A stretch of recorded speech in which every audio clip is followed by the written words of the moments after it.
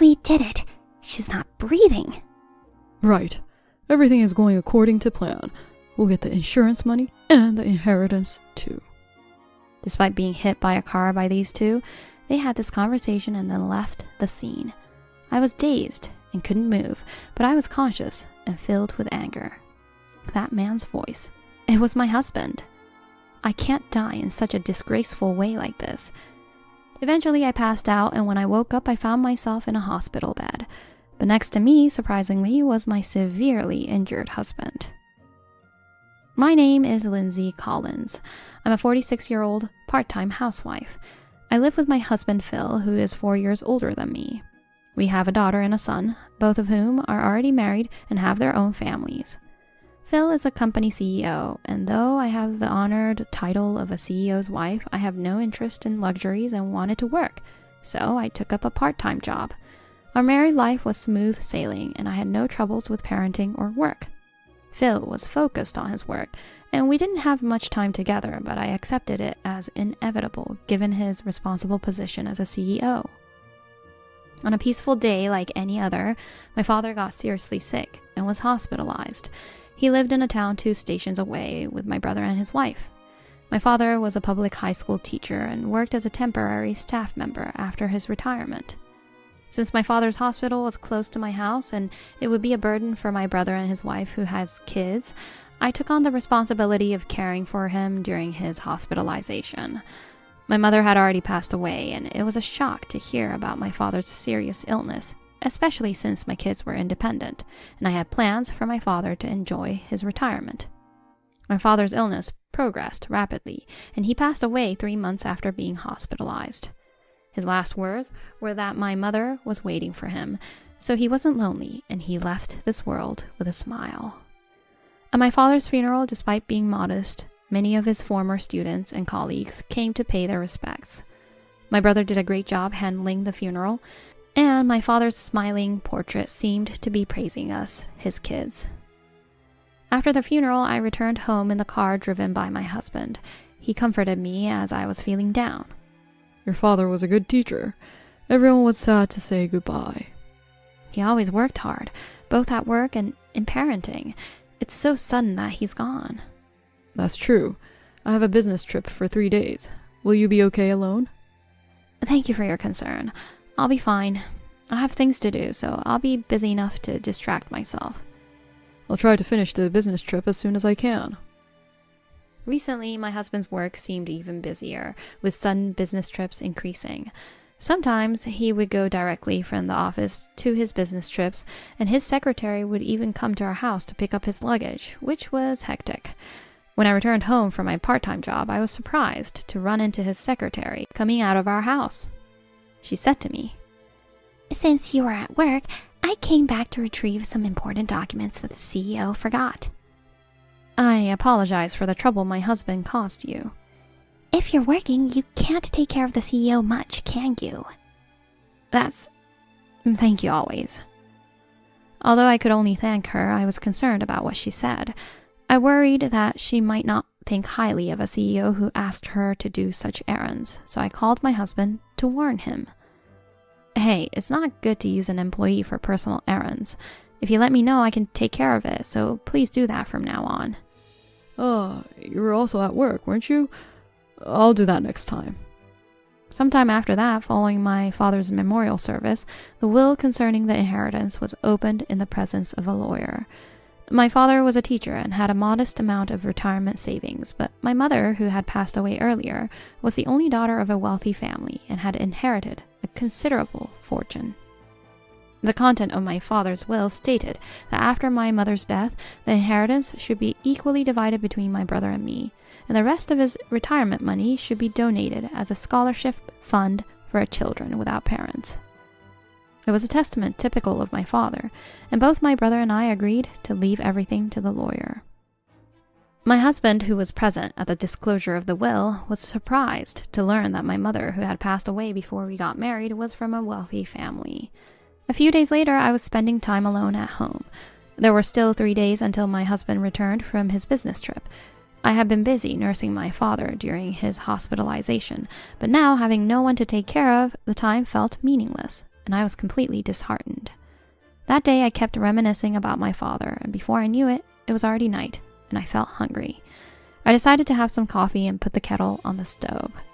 Thinking about what to eat, I didn't feel like cooking just for myself, so I thought of buying a ready-made meal.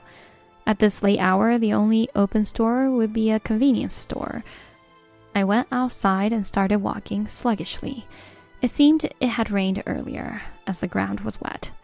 My bare feet and sandals got wet and cold each time they stepped in a puddle.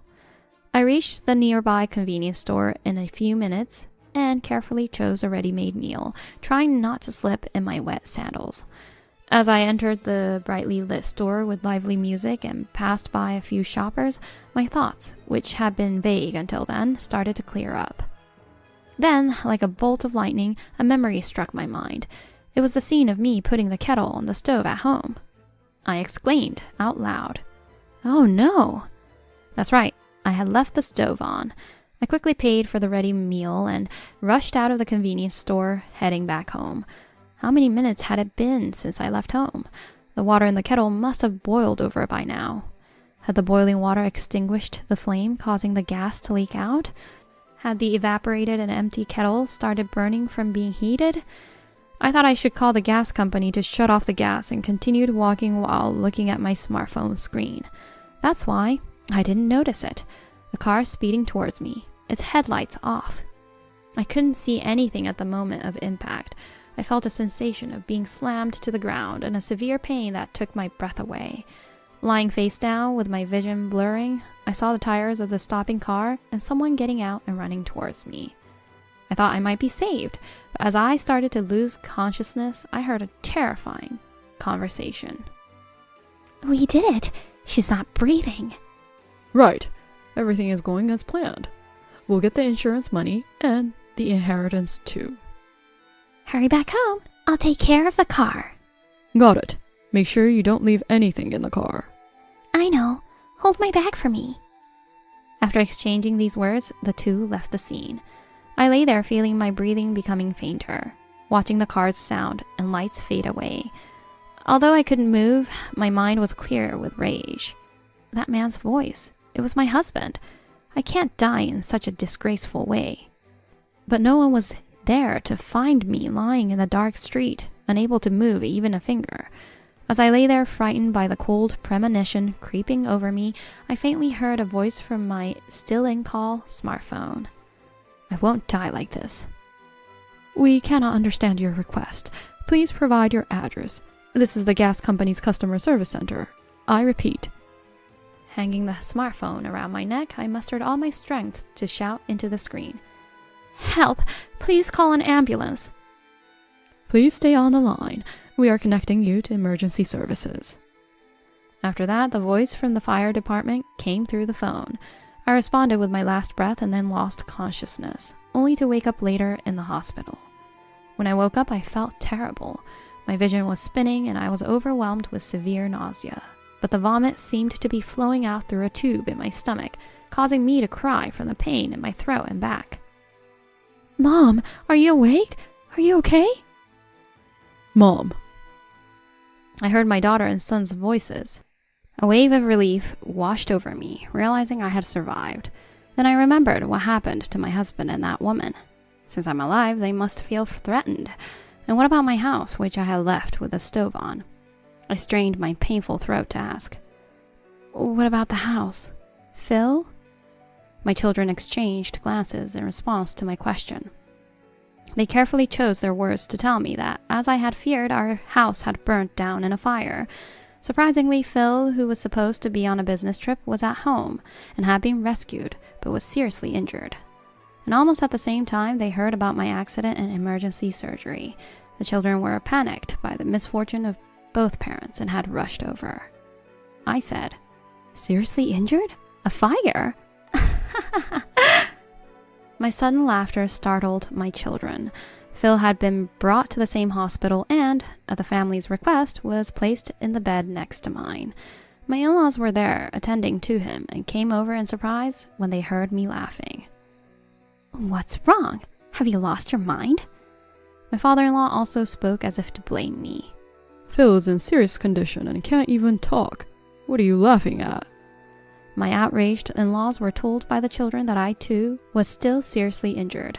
The in-laws, understanding that I must have been in shock, called the doctor. I was in an excited state, so the doctor administered a sedative, and I fell asleep again. I dreamt while sleeping. It was a dream about my father. He was trying to wake me up, saying I'd be late for school. He used to take care of me like that, acting as a mother substitute. But I was so sleepy, I just wanted to be left alone. Then suddenly, my father shouted with a serious face, Wake up, Lindsay! Startled, I awoke to find a familiar woman standing in front of me. It was Phil's secretary. She was holding a syringe, attempting to add something to my IV. I instinctively pulled out my IV and pressed the nurse call button. Stop! At my shout, Phil's secretary turned to run away, bumped into a nurse rushing into the room and dropped the syringe on the floor. The nurse's cries for help and the arrival of a doctor turned the room into chaos. Later, I was moved to a private room in the intensive care unit and put under a no-visit order, with the police taking my statement. I testified about the accident as best as I could remember, becoming a victim in the case, and was placed under police protection during my hospital stay. Eventually, as my bruises and cuts healed, and my fractured collarbone was expected to fully recover with rest, I was moved to a general ward, and the police guard was removed. This was because Phil and his mistress, the secretary, had been arrested. I learned about the events from my brother, who came to visit. First, the secretary who entered my hospital room claiming to have work-related messages for Phil attempted to harm me lying in the next bed. Then the secretary was taken into police custody following a report from hospital staff, but remained silent. Phil, suffering from burns in his throat, was in a severe condition, unable to breathe or speak, but recovered before me and was arrested upon discharge from the hospital. Phil insisted that my testimony was baseless and false, but the police had surprisingly obtained evidence from an unexpected source. It was the recorded customer service call I made to a gas company just before the accident. The operator who connected me to emergency services had recorded the conversation exactly as I had described in my testimony. The car that was suspected of hitting me was identified as a stolen vehicle from a convenience store's security camera. This led to the arrest of a theft ring that provided suspicious cars for a fee, revealing Phil and his secretary's connection. Regarding the house fire, it appeared to have started in the kitchen, presumably due to my negligence with the stove. Phil, seeming to be just a victim of the fire. However, a bag containing the secretary's ID was found among the remains of our burnt home, providing evidence of Phil and the secretary's relationship. My brother was deeply saddened by the incredible misfortune that had befallen me so soon after losing our father. Later, my children also visited me in the hospital, expressing their anger and sadness at their father's misdeeds. Eventually, fully recovered, I was discharged from the hospital and moved into a rental apartment arranged by my brother. My in-laws came to apologize and offered to cover all compensation and legal expenses.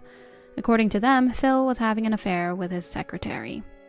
He was trying to figure out how to divorce me without paying compensation and execute his terrible plan when his mistress started pressuring him to marry her.